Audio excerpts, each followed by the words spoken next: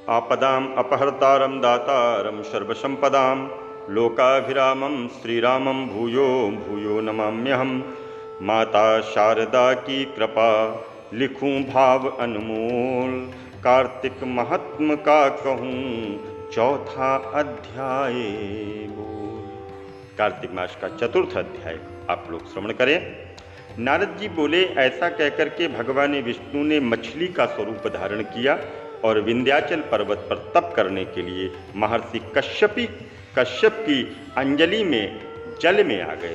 महर्षि कश्यप जल दे रहे थे, उनकी अंजलि में आ गए। महर्षि कश्यप ने दया करके उसे कमंडलू में रखा। जब उसने बड़ा रूप धारण किया तो उन्होंने उसको कुएं में डाल दिया। जब कुएं में भी नहीं समाया तो उन्होंने उसे तालाब में फेंक दिया। जब वह तालाब में भी नहीं आ सका तो उनको समुद्र में डाला। वह इस तरह बढ़ने लगा। फिर मत्स्य रूपी नारायण ने शंखासुर को मार डाला और शंख को हाथ में लेकर के बद्री वन में पहुँचे। बद्री नारायण में जाकर के उन्होंने सब ऋषि व महर्षियों को बुला करके आज्ञा दी कि पानी में इधर उधर फैला दो, वेद को ढूंढो और उन्हें शीघ्र निकाल करके मेरे पास लाओ, जब तक मैं देवताओं के साथ श्री प्रयागराज में ठहरा हूँ। इसके बाद सब ऋषि महर्षियों ने मिलकर के सब बीजों सहित वेद मंत्रों को ढूंढ निकाला और वह वेदों में से जो जो भाग जिस जिस ऋषि को मिला वह उसी का हो गया।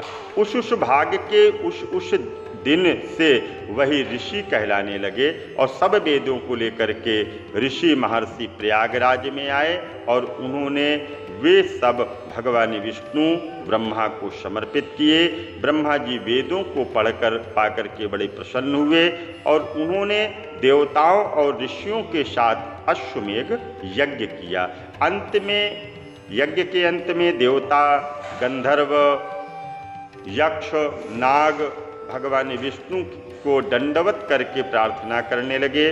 देवताओं ने कहा, हे देव, हे जगन्नाथ, हे प्रभु, हमारी प्रार्थना सुनिए। हम लोगों के हर्ष का समय है, इसलिए आप हमें वरदान दीजिए। नष्ट हुए वेद पुनः श्री ब्रह्मा जी को प्राप्त हुए हैं। हे लक्ष्मीपते, आपकी अनुकंपा से हम देवताओं को यज्ञ का भाग्य भी मिला है। यह स्थान आपके प्रसाद से आज पृथ्वी भर में सर्व प्रधान, पुण्य को बढ़ाने वाला, भक्ति और मुक्ति को प्रदान करने वाला है।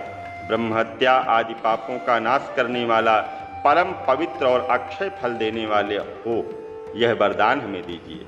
भगवान विष्णु ने कहा, जो आप लोगों ने कहा है वह मेरा ही ध्येय है। जैसा आप लोगों ने कहा है वह यह कि आप आज से ब्रह्म क्षेत्र के नाम से पुकारा जाएगा और इस स्थान पर गंगा व सूर्यपुत्री यमुना का संगम होगा और मैं ब्रह्मा जी सहित यहाँ पर निवास करूँगा और यहाँ पर किया हुआ जप, तप, दान महान फलदायक होगा।